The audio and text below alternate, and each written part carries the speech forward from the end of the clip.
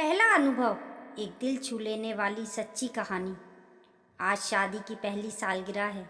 सुबह से मुस्कुराहट होठों पर आ रही है। क्या खास किया होगा निखिल ने? डिनर प्लान किया होगा, शॉपिंग, क्या गिफ्ट देंगे? सोचकर बड़ी सी मुस्कुराहट सब्बों के चेहरे पर आ गई। सहायिका के साथ मिलकर फटाफट सारा काम निपटाया। उसके जाते ही चेंज किया और तैयार होकर पार्लर चली गई। लौटकर घर आई, अपने खिले चेहरे को देखकर खुद ही मुग्ध हो गई। टाइम देखा, कुछ देर की नींद निकाली जा सकती है सोचकर आराम से सो गई। एक शानदार नींद लेकर उठी। नाश्ते के लिए पास्ता की तैयारी सुबह ही कर ली थी। पास्ता उबलने के लिए गैस पर रखे ही थे कि डोरबेल बज उठी। दरवाजे के होल से देखा तो निखिल खड़े थे। फटाफट दरवाज़ा खोला।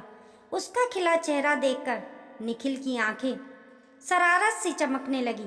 सब्बो हंसते हुए बोली, ज़्यादा रोमांटिक होने की ज़रूरत नहीं, पहले मुझे आज का प्रोग्राम बताओ। बताता हूँ, पहले कुछ पेट पूजा करा दो यार।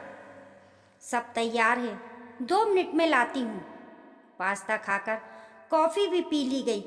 सब्बो इंतज़ार में कि अब निखिल कुछ बोलेगा, पर वो आराम से टीवी देखने में व्यस्त था। सब्बो मायूस होने लगी। इतनी मेहनत की, इतना पैसा खर्च किया, पर निखिल को कोई फर्क नहीं। सामने चुटकी की आवाज़ सुनकर चौंकी तो देखा सामने निखिल थे। जल्दी से तैयार हो जाओ, डिनर हम बाहर करेंगे। अरे हाँ, तुम्हारे लिए एक ड्रेस लाया हूँ, उम्मीद है तुम्हें फिट होगी। एक पैकेट हाथ में पकड़ाते हुए तैयार होने चले गए। ड्रेस बहुत सुंदर पर स्लिम फिट सब्बों के ऊपर खिल गई। अपने को देखकर सब्बो मुस्कुरा उठी। इतने में ही निखिल आया। कुछ पल तो एक टक देखता रहा, फिर बोला, तुम वादा करो हमेशा ऐसे ही रहोगी। हाँ भाई हाँ, अब चलें। दोनों एक साथ बढ़िया समय बिताया। एक दूसरे की पसंद का खाना, आइसक्रीम खाई। घूमते घूमते थक गए। तब घर आए, अपनी शादी का एल्बम देखा और प्यार में डूबकर सो गए। ऐसे ही प्यार भरे दिन बीतते जा रहे थे। अचानक सब्बों का जी खराब होने लगा। उबकाइयाँ आना शुरू हुई। मम्मी और सासू माँ को बताया तो वो दोनों खुशी से उछल पड़ी। सासू माँ तो तुरंत रिजर्वेशन करा के आ भी गईं। डॉक्टर को दिखाया गया।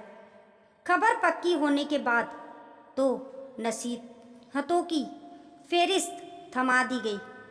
ऐसा करना है, ऐसा नहीं करना है। उन आदेशों में भी छुपा प्यार था जो सुनने में बहुत अच्छा लग रहा था। शुरुआत के दिन कुछ परेशानी भरे होते हैं। पहला अनुभव होने के कारण समझ में नहीं आता।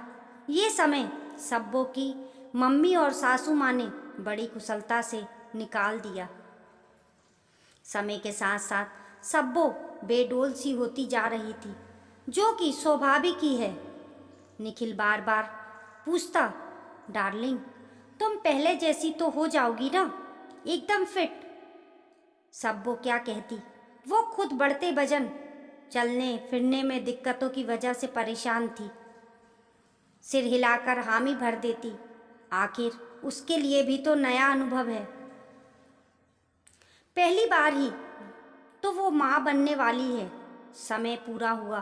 दर्द होने पर हॉस्पिटल ले जाया गया। सी सेक्शन से बच्चे का जन्म करवाया गया।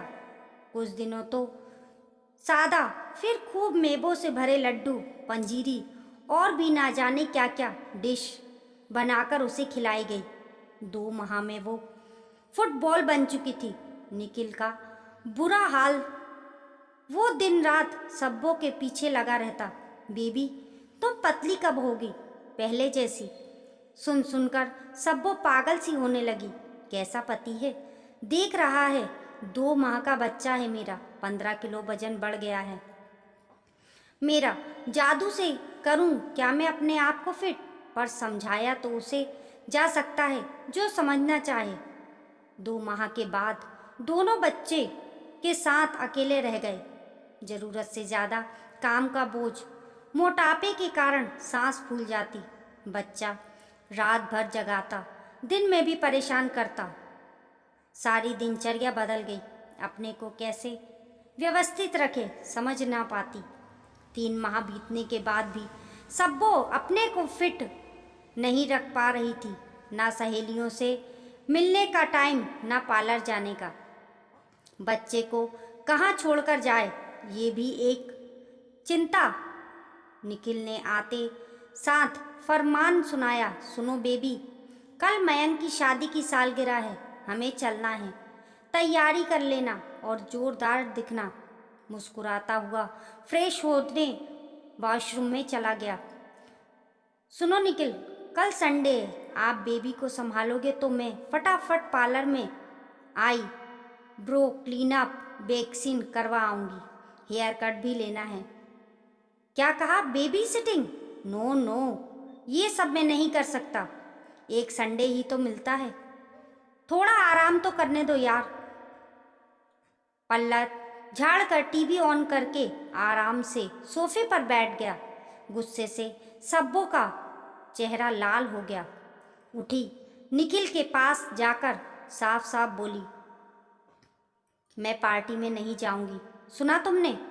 बच्चा हम दोनों का है, जिम्मेदारी भी हम दोनों की होगी।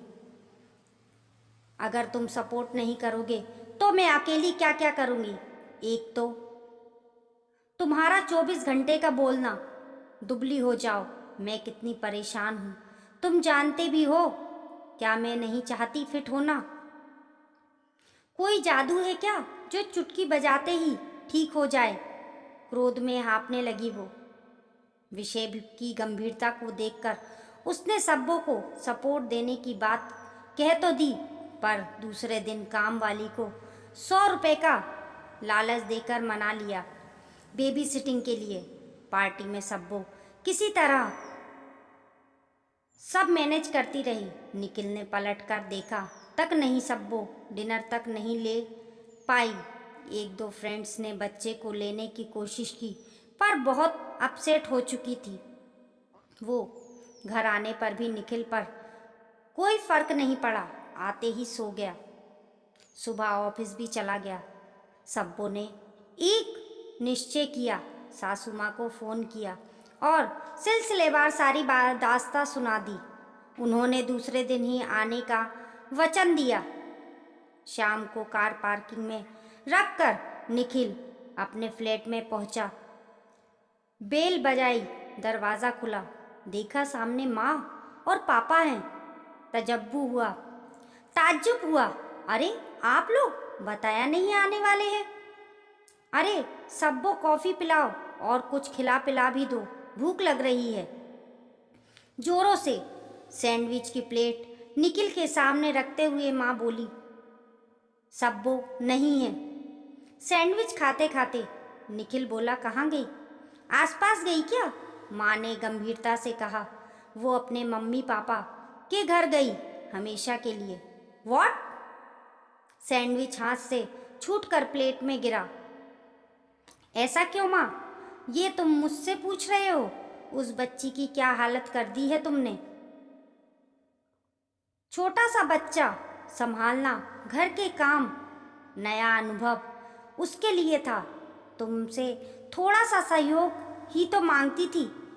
वो तो दिया नहीं, बल्कि दुबली हो का नारा सा लगाते रहे। जानते भी हो कितने बदलाव आते हैं एक लड़की के माँ बनने के समय, पर तुमको कोई फर्क पड़ा कहाँ? पहले की तरह जीवन जीते रहे। पति पत्नी का प्यार ऐसा होता है क्या? अब रहो अकेले हमारे साथ, क्योंकि वो तो अब नहीं आने वाली। मम्मी प्लीज़ ऐसा मत बोलो, मैं सब्बू और बच्चे के बिना नहीं रह पाऊँगा। माँ, आवाज़ भर्रा गई निखिल की। माँ के हाथ पकड़ लिए। आप समझाओ ना माँ सब्बू को, वो आपकी बात ज़रूर मानेगी। प्रॉमिस, मैं उसका ध्यान रखूँगा, पूरा सपोर्ट करूँगा। मैं उसे दुबला होने के लिए भी नहीं बोलूँगा। सच माँ। बेल बजी, दरवाज़ा खोला तो सब्बू बच्चे को लेकर खड़ी थी।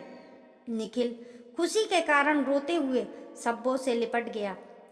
तुम आ गई, अब मुझे छोड़कर मत जाना, नहीं रह सकता तुम्हारे बिना।